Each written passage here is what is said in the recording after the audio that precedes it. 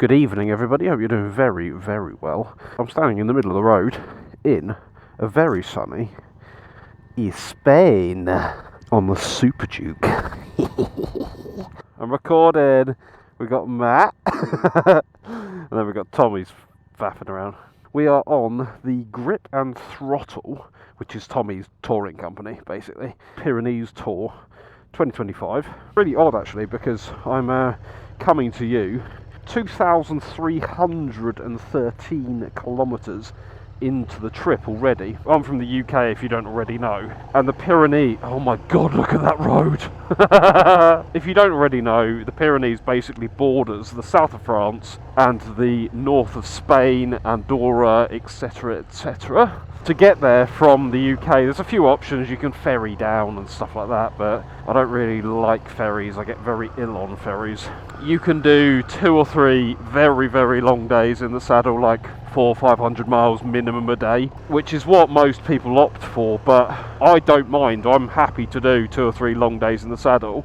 If you're relatively new to riding or you're a bit older or whatever, 450, 500 miles in a day followed by another 450, 500 miles in a day, it's going to wipe you out. So I said the other thing I would have thought, I know you get less time in the Pyrenees, but if you head over to the east of France, Annecy, Grenoble, or however you say it, which is stunning as it is, like absolutely gorgeous. A relatively long first 2 days, and then you follow it with relatively long days, but that are in the mountains. There goes Tommy. You head to the east side of the Pyrenees, and then you can sort of work your way across the Pyrenees and then back up the west of France. So yeah, that's basically what we did. We booked on with Tommy through Grip and Throttle. I'll put all the links in the description. I will talk to Tommy actually. If you're a Patreon, you get a good amount of discount. I think it's 10% off trips if you're a Patreon. Active Patreon at the time of booking and active Patreon when you go on the trip. Of mine, that is.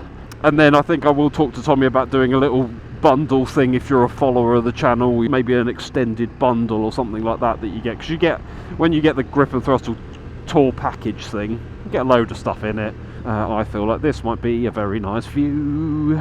I was indeed correct. Whoa, look at that. Holy Mother of Jesus and Moses. Oh yeah, can we get a picture right up there? Tommy, I'm going to introduce you to the people. This is Tommy Lindsay. He's the one that owns Grip and Throttle. You haven't even got your own Grip and Throttle sticker on your bike. Absolute rookie you are. The one thing I will give credit to Tommy for, he's obviously loaded up with this small agricultural machine. If you look at the bottom of his panniers, there's like marks where they've been hitting the floor. This is Matt. Say hello to the camera, Matt. Hello, camera. That's the company. There is actually, or there was, 7 of us on this trip when we started. Because we've done 2,300 kilometres or whatever, a few of the blokes wanted just a couple of like a day or so off the bike. We got to Andorra last night. I say Andorra because I don't know whether that's Andorra. Maybe that's Andorra. This is where we're staying until Friday. So 2 of the blokes have basically taken a bit of a day off. Joe's going to hate me for saying this, but he had a little bit of an off the other day. He's alright, the bike's fine as well. But it's just one of those things where you sort of overcook a corner because it's early in the morning, yeah. I mean, we've all done it. We've all cocked a corner up and gone a bit wide. But it was similar to this kind of thing. But he went a bit wide and there was a load of gravel and he was going to end up on the gravel. So he just went, oh, do you know what? It's going to be safer to go across the gravel onto the grass verge and sort of just nip up the grass verge type thing, which is what he did. And I think he was just taking a day off to kind of completely decompress and whatever and just let himself have space from the bike, which is fair. There's a chap that was with us at the start of the week, barely gets time to ride, and he's just bought himself, it's a 1300 GSA, brand spanking new.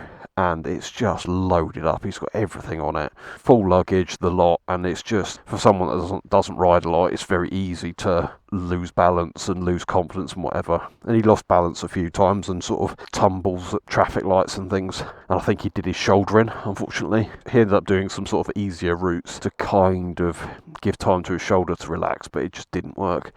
So he's ended up going home, unfortunately. They're going to work out recovery for the bike. But yes, so 3 people are in the hotel today. We have 3 of us to carry on, but we've all got GPX files and stuff, which is really, really good. This is the first day we've ridden without bags on. You probably realised as well that I'm running stock exhaust and stock mirrors, because apparently these are illegal in Spain because of the size of them. Same in Germany, actually. The Austin Racing exhaust is just so loud that I'm going, like, if anyone's going to get pulled over, it's going to be me. And with my luck recently, I'm just not risking it. I just can't be asked to risk it. Charging the phone, oh. Gear there somewhere, mate. This is stunning. I'm using Osmo, which is the app that I used on the Carpe Eater in Romania when I did the KTM Adventure Rally. Obviously I'm using it through Android Auto, which is sort of alright. Like, I'm charging my phone off the bike, which is fine, so the phone doesn't go flat. The Chiggy's brilliant, and I'll show you when I next start the bike up, but it's something stupid like 140 hours of use on the Chiggy and 16,000 miles that I've done with this thing. So it's really, really good. I'll have to do a review at some point on that, to be fair. Having the Carpe Eater, which is its own Android Auto device, it just runs it so much nicer, and it's just less laggy and stuff, and it's a little bit laggy on the Chiggy, but that's because it's going through Android Auto, so it's just not quite as good. Still fine though, it still does exactly what I want it to do. I guess some of that is also the fact that it's Osmo. Like, if you run Waze or Google Maps, the Chiggy is perfect, it's so good. But there's definitely a place on the market for a standalone Android Auto device from someone like Carpe Eater or DMD or whoever it is you go for. This works actually quite nicely on the Superduke. I don't think it looks like, what has he bolted to that type thing. So Tommy does 2 different versions of routes, or tours should I say, self-guided and then a guided tour. This one would obviously, because Tommy's with us, it classes as a guided one. The money Rue de Bona.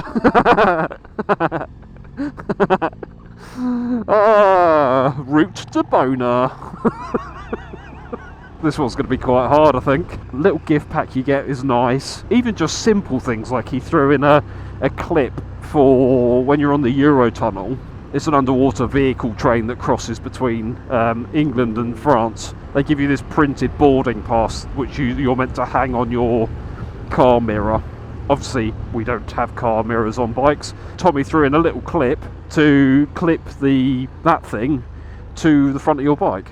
A card holder on just like an adjustable, sort of retractable leash thing for the toll booths in France. So that makes it just really simple things. But you kind of think, actually, that's just quite nice. You get t-shirt and stickers and sweets and all that sort of stuff.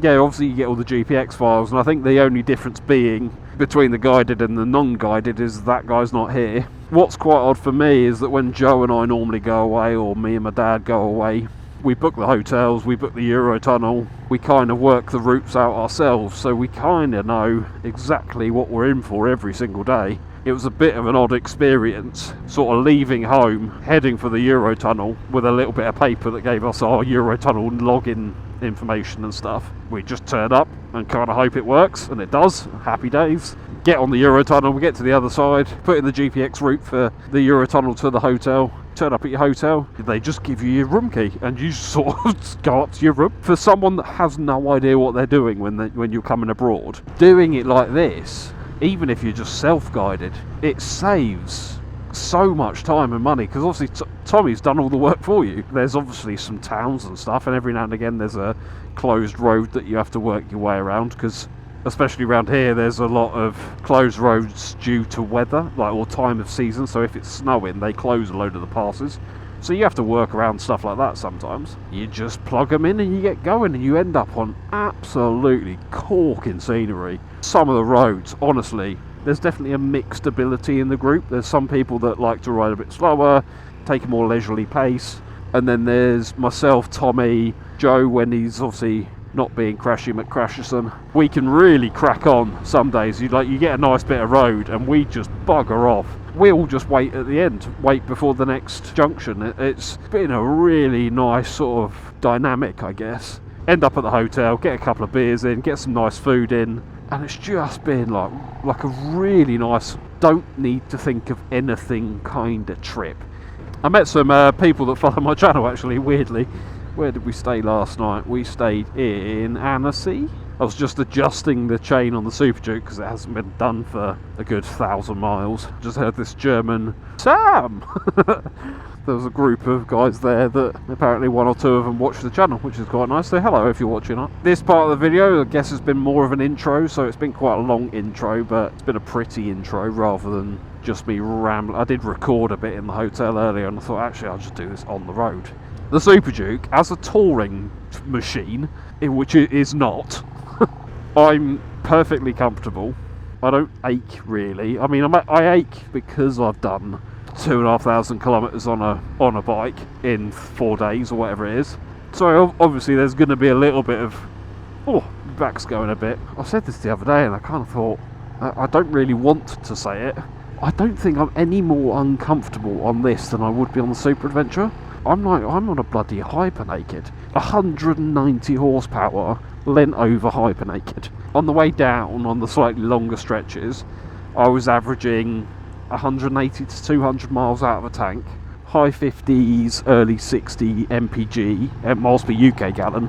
And in terms of comfort, adding comfort to the bike, the only thing I've done is add a mesh seat cover, 20 quid or something like that, off of eBay. Someone said to me they're quite good for letting air flow underneath you and not getting sore spots. So I was like, oh well, I'll try it for this trip, see what it's like.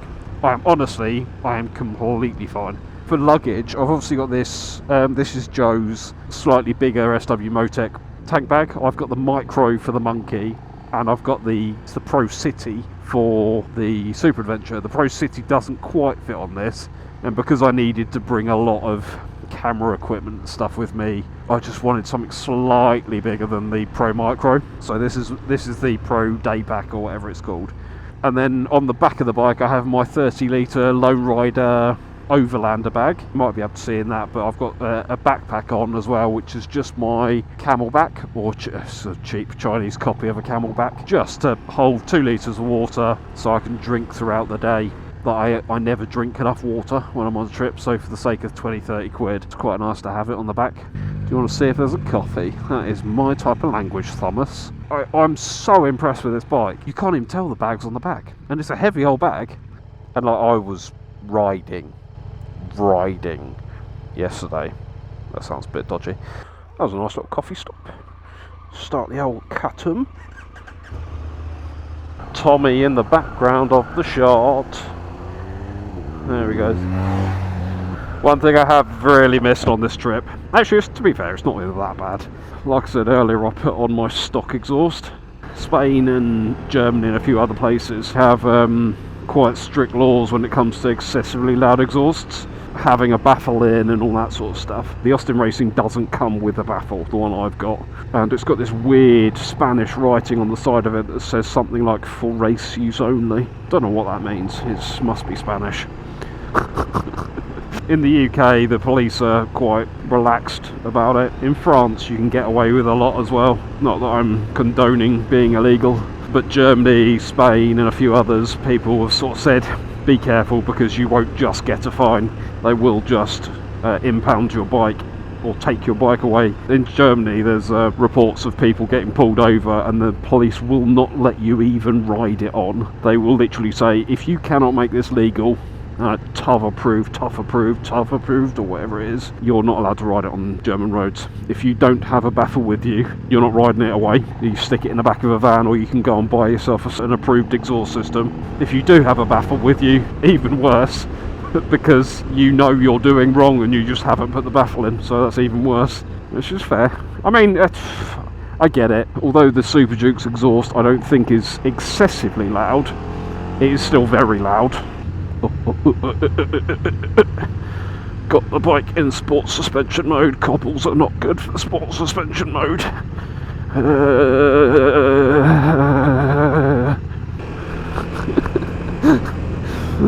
Tommy's definitely woken up after that coffee. I haven't done a single wheelie today. You're proud of me. It says don't go cross country, meaning off-road. No more than 7 motorcycles or more than 4 vehicles. Yeah. You don't want to take yours down there though, mate. No chance, do you? Well, is it just like that? And it's basically just don't go more than 30 kilometres an hour. Well, it depends what it's like. If it's just like that, that'd be fine. You sure? Rally legend, mate.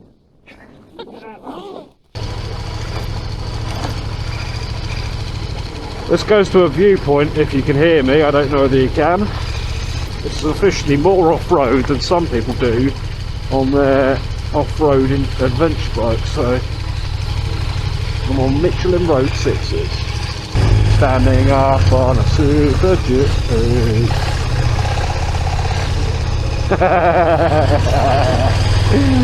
Oh, funny. What am I doing?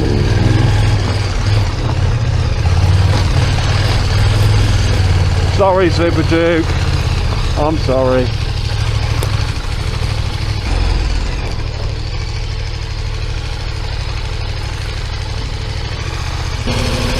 That isn't supposed to do what we just made it do, that's pretty...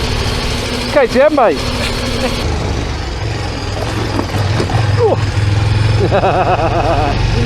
Go on, Superduke. Oh. Tommy's panniers here.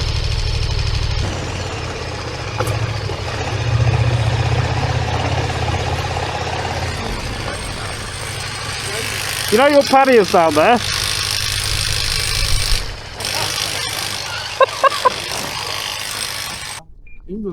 English. Irlanda? No. Irlanda? Ireland. United Kingdom? Ah, United Kingdom. England, yes. 2 minutes. Clutch? Bueno, reparación. Change. Decidís, os decidís a la Andorra. Andorra. Foto, Andorra. Pero por aquí, Yeah. salir de España a España os decidís. Y Ah. os decidís España, más abajo, Andorra. Fotos para allá. Ah, Y aquí fotos para allá. yeah. Let me go. Sí, es muy bonito. Pero por aquí también, mira qué vistas tiene. 1800. Aquí, altitud. Estiramiento. Bueno, más arriba no, There's your pannier, Tommy. I got it, mate, yeah. I was coming up the path and I just see... I'll have to... I think there was a bit where I took off Yeah. and I thought, oh, something's hit ground there. It must have been that. And it's just Yeah.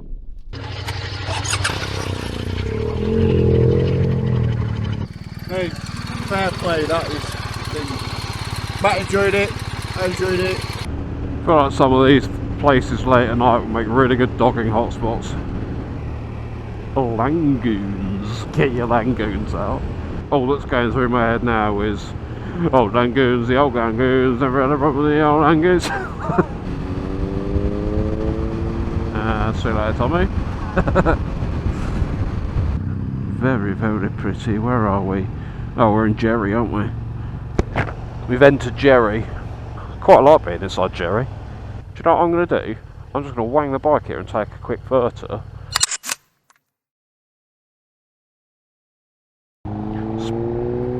And there's Tommy's gone.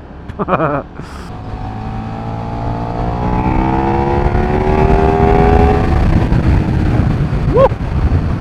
She picks up. Oh, we got some snow-capped mountains.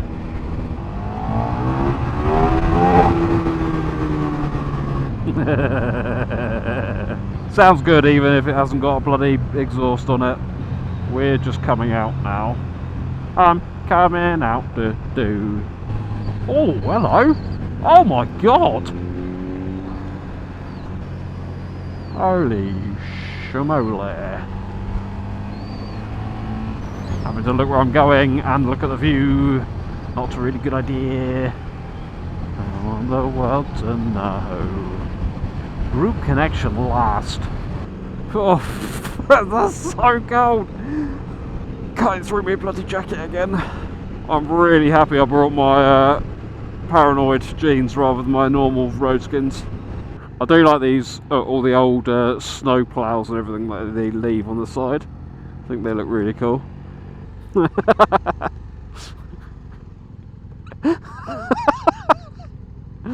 That's a 5-legged horse. Even when it's cold, it's bigger than mine. God, I bet that's a chilly old breeze on the old shaft as well. I don't think penises and farts will ever not be funny. I'm gonna be there at like 70 years old and just be like, see something that looks like a bit of a cock and just giggle away. It's mad to me that these poles are like how deep the snow goes. I think like literally as we are riding right now, we would be 3 foot under snow. What a view, mate. What a view. You've got a windscreen and handguards. That's all I'll say. I don't even have handguards. I was going to say I can't complain because I chose to bring this bike, but I didn't really have much option, did I? Could have brought monkey what? What about monkey what about the jacket? Fucking hell. I keep just getting like full body shivers, as they would say in the high seas. Shiver me timbers. The lower we get, the more I can slowly feel my nipples softening. I have to say, I'm so much more impressed with these heat grips than the ones on my Super Adventure. They're obviously, maybe they're just like an updated version or something, but they go so much hotter. You won't be able to hear me because I've got my microphone in, but Tommy and I are having a bit of a play.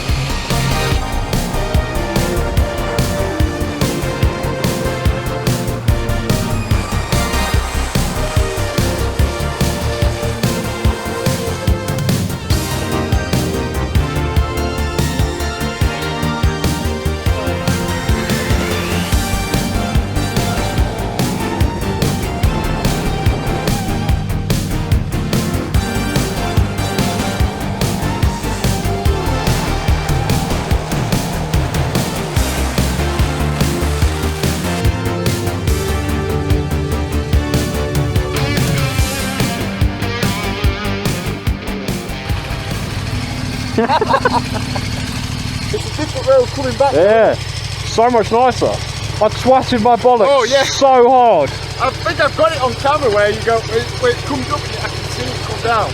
That bike though, just seems to handle it so well. Yeah. When you pull away,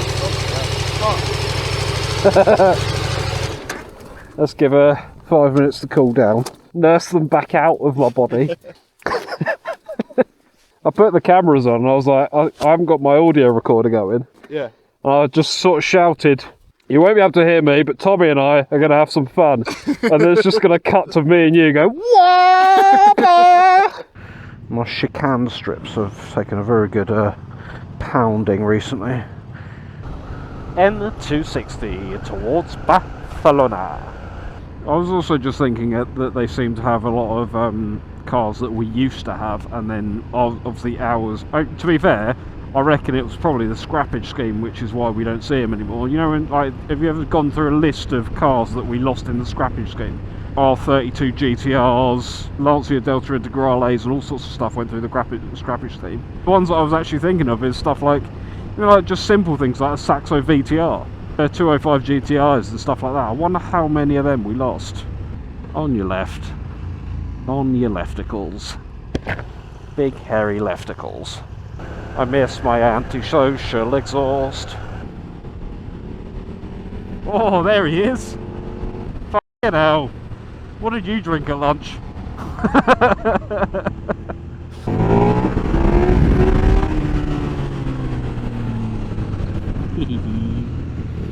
Oh, that tightens up. Wham! Yeah.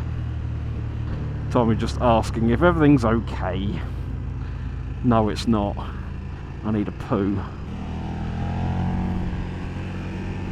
Oh, oh, big lorry coming. This is the C26. C26. I'll see if nothing's coming. Ooh. Oh, that smell of burning rubber. Oh, what a choice of road. Come on, mate.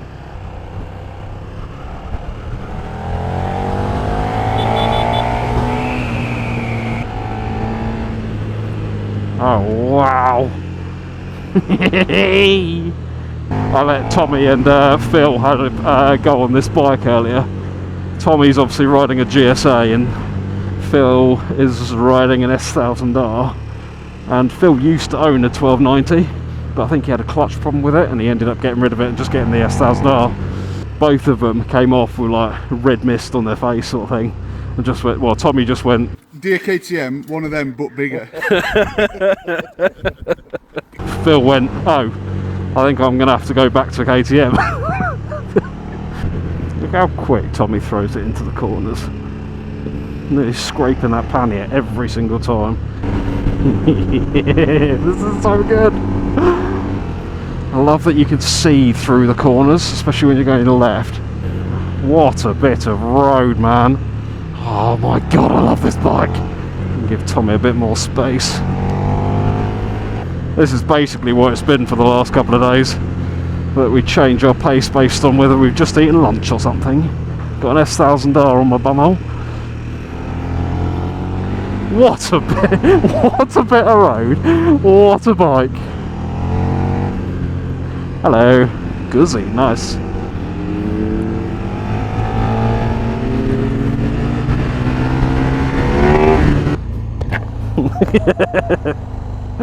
What a bit of road, mate. Do you want to go? I'll wait for them. Can you hear me? Hello? Hello? Hello? Can you hear me? Can you hear me? Can you hear me? Joe, Joe, Joe, Joe, Joe, Joe, Joe, Joe, Joe, Joe, Joe, Joe, Joe, Joe, Joe, Joe. Cool, cool, Matt. Oh, so he is coming because I've just had a group connection lost. Just had a group connection lost. Joe, Joe, Joe, Joe, Joe, Joe, Joe, Joe, Joe, Joe, Joe, Joe, Joe. There he is. I just wanted to make sure you had the right corner because it sort of went round to the right sharper than expected, sort of thing. There was one point where I was about to roll off and I looked in my mirror and Phil's literally about a metre behind me. I was like, oh, okay. I guess I'm not then. Riera de Morgensol. I'm coming up. Oh, big fucking lorry, big fucking lorry. Oh dear, poo came out. Yeah, there's a corner coming up, Sam. Probably don't do that. Oh, this is so good. Imagine how good you'd be at riding if this was your commute, or you even had this just at your disposal all the time. Wham, wham. Oh my god, the engine braking in first gear is ridiculous. Oh, a nice little pop there. Oh my god, look at this.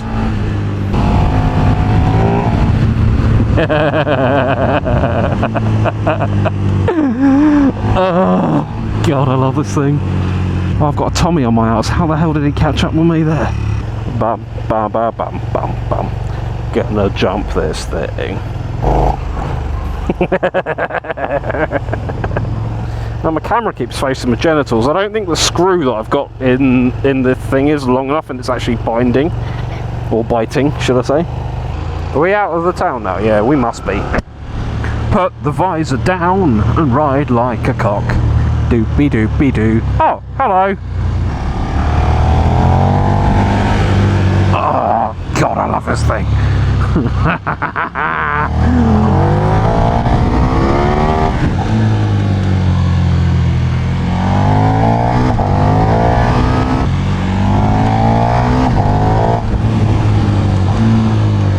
Oh, got a little squeak from the rear wheel then. What a playground.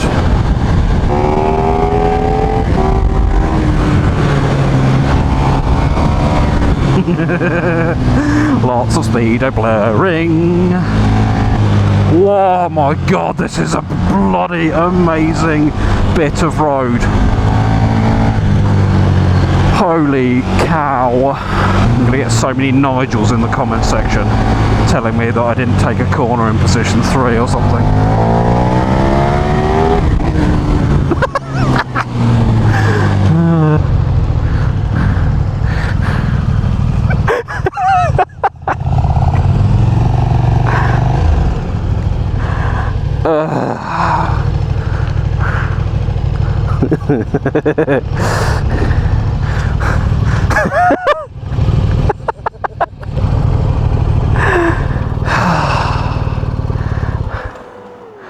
That was fun. Very much fun. What a bit of road. Stunning that, isn't it? My god, what a machine.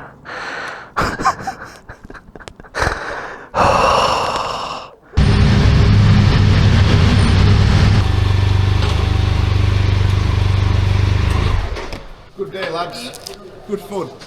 Yeah, enjoyed that. Fucking rally legend.